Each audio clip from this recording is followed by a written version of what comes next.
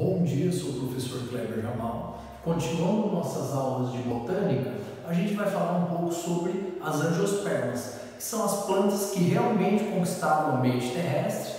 Ela que possui a maioria das estruturas conhecidas de botânica, né, das plantas, e é o que conquistaram, se a gente for falar, é a era das angiospermas, né? Então é onde tem mais espécies, né, mais adaptações. Então eu vou comentar mais ou menos sobre as angiospermas. Então, quais seriam as características gerais das angiospermas? Então, são plantas totalmente adaptadas ao ambiente terrestre. A gente vai encontrar desde ambiente úmido até desertos. Algumas espécies são adaptadas a ambientes marinhos, mas são mais raras, né? Então, nós temos formas, por exemplo, ervas, né? Arbustos, já são de médio porte, e árvores, né, com troncos grandes, árvores bem grandes. Então, o que acontece? No caso das angiospermas, seria o que? Angiospermas. Então, anjo seria a urna. Então, a semente dentro da urna. Então, seria o que? O fruto. Mas para ter fruto, eu preciso de flor. Então, as angiospermas têm o que? Uma flor completa, que eu vou comentar posteriormente. Então, elas são autótrofas fotossintetizantes, são a maioria, né? Mas existem casos, por exemplo, de plantas, no caso aqui o cipó-chumbo, a gente fala que é uma holoparasita. Então, ela vive em outra planta e ela consegue retirar os nutrientes, né? Do floema, a seiva elaborada direto. Então, ela nem possui pigmentação, não possui clorofila e ela não realiza a fotossíntese, porque ela já pega o nutriente lá, os alimentos, direto da outra planta. Então, é uma planta holoparasita. Existem outras, né? Por exemplo, bromélias, orquídeas, que elas utilizam como suporte só. Elas fazem fotossíntese, realizam fotossíntese, elas são autótrofas e acabam o quê? Mas não retiram o nutriente da planta, então usa como suporte só. Então, aqui, o que eu vou comentar? A angiosperma, ela é uma planta, né, que a reprodução, ela já não depende mais da água, né? Então, o que acontece? Então, ela tem estruturas, né, que fazem a planta não depender da água mais para a reprodução. A meiose, né, seria espórica ou intermediária, então ela produz esporos. Quando a gente observa uma angiosperma, a árvore, na realidade, seria a fase esporofítica, né? E ocorre a alternância de gerações, que é aquele ciclo haplodiprobionte. Então, eu vou ter a parte esporofítica e depois gametofítica. No caso, a gametofítica é representada, né, pela flor, a parte do gameta, né, onde produz gameta masculino e onde produz gameta feminino. Então, aqui a flor representa, né, então, essa totalmente independência da água para a reprodução. Então, o que acontece? A estrutura básica, então, nós temos pétalas, né, as sépalas, o carpelo, que representa o gameta feminino, né, a organização do gametófito feminino, que a gente tem o ovário aqui, né, e o estame, que representa a parte masculina da flor. Então, geralmente, o que acontece? O gametófito, no caso das angiospermas, a maioria são dioicos, seria então tem a estrutura feminina e a masculina, mas elas têm vários, né, que veremos posteriormente nas outras aulas, tem várias características, né, elas desenvolveram vários processos, né, tanto estruturais, né, de maturação, para não ocorrer a autofecundação. Então, tem plantas que tem a flor estéril para o próprio pólen, né? No caso do pólen, não fecunda a própria flor, então só outras flores. Uma pode maturar antes, né? Ou depois, então, às vezes, o carpelo ele é bem maior do que o estame, ele fica mais para baixo, ou ao contrário, para não ocorrer a autofecundação, que no caso não no caso das angiospermas, pela evolução não é importante, porque a variabilidade genética, quando tem autofecundação, fica reduzida, né? Ele não consegue ter tanta variabilidade genética e não consegue se adaptar ao ambiente, né? Então aqui tem o receptáculo floral e o pedúnculo. Então aqui seria a organização, né, principal da flor, né?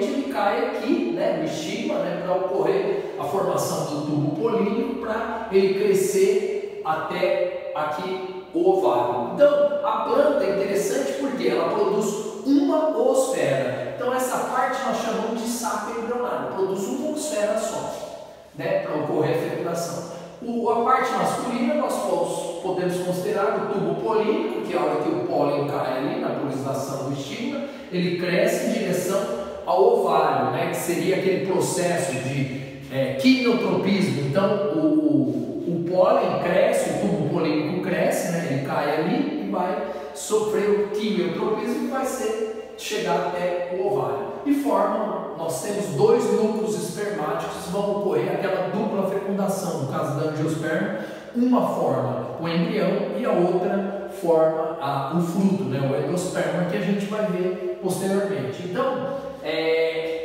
devido, né, o tubo polínico, né, e essa estrutura da flor, a planta não depende mais da água para reprodução, certo? Então, angiosperma é mais ou menos isso. Ao longo das próximas aulas a gente vai entrar em mais detalhes.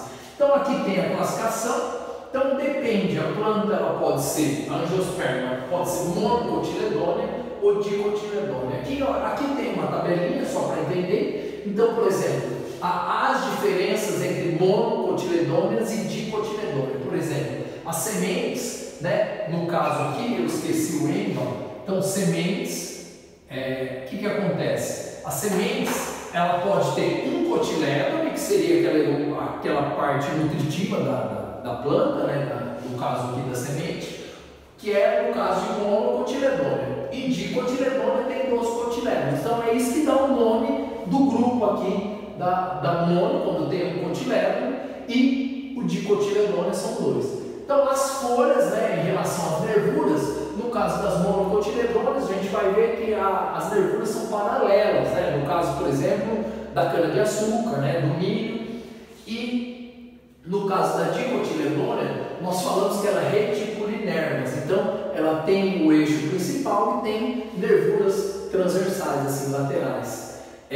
Os feixes do floema, né? No caule. No caso das monocotiledôneas, o floema eles são o quê? Dispersos de maneira difusa. No caso das dicotiledôneas, nós temos os feixes, né, ordenados, né, num eixo assim certinho, dá para ver certinho o floema, né, no caso de transporte de seiva elaborada, no caso das dicotiledôneas. As flores, elas são múltiplas de 3, né, no caso da monocotiledônea, por isso nós falamos trímeras, múltiplo de 3.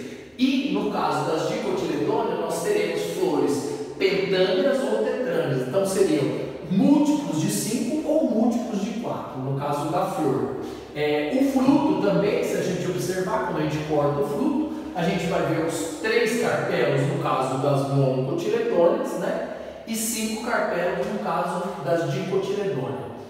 A raiz, que é muito importante que a gente observa, no caso das monocotiledôneas, ela é fasciculada ou em cabeleira, então são várias raízes, né? Ela não tem uma principal. E no caso das dicotiledôneas, a gente fala de axial ou pivotante, ela tem o eixo principal aqui, né? E algumas raízes secundárias, mas tem o eixo, né? A raiz principal ali. No caso do câmbio, né? Que seria aquela estrutura que forma floema e xilema, no caso das monocotiledôneas está ausente, e no caso das dicotiledôneas nós possuímos o câmbio, né? A planta possui o câmbio que acaba distribuindo, né? O xilema ele forma para dentro e o floema para fora. Então por isso que tem o eixo todo ordenado no caso aí.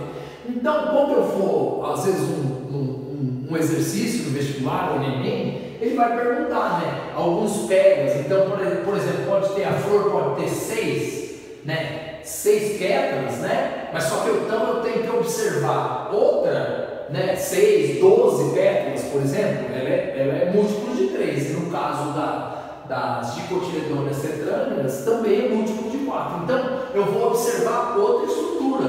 Vou olhar a quantidade, o cotilédone, as nervuras da folha para poder responder o exercício, para entender e para identificar aquela planta. Então, às vezes eles fazem um joguinho só para entender, né? No caso aí das flores, né? Então, a gente chama, né, no caso das flores aqui, as peças florais. Então, posso ter múltiplo de 3, múltiplo de 4, múltiplo de 5. Então, quando eu tenho, por exemplo, 5 flores, 5 pétalas, no caso da dicotiledônia, eu vou ter, por exemplo, 5 carpelos, eu vou ter 5 sépalas. Então, a gente consegue ter uma organização. Aqui no caso, ó, tem 3, né, seria a trímera, né? Então, ela tem 3 pétalas, né? Geralmente tem 3 sépalas, 3 estames, então é tudo múltiplo de 3, é uma maneira de poder estudar. Nas aulas posteriores, né, nas próximas, a gente vai conversar mais sobre reprodução de angiosperma. Então, aqui, o que vocês devem lembrar, né? As características gerais, né, que é uma planta totalmente adaptada ao ambiente terrestre, a organização da flor, né, as características, né, da flor, e a diferença, né, na classificação entre monocotiledônia e dicotiledônia, são os dois grupos das angiospermas. E lembrar que angiosperma seria o que? Semente dentro da urna, que seria o fruto. A planta, ela produz fruto, né? A partir do fruto verdadeiro seria o que? Formado a partir do ovário, né? No caso aqui do gametófito feminino. Ok? Então é isso que eu tinha que falar, pessoal. Então até a próxima aula. Tenha um bom dia. Qualquer dúvida pode deixar um recado aqui, tá? Que eu vou responder posteriormente. Muito obrigado. Bom dia, pessoal.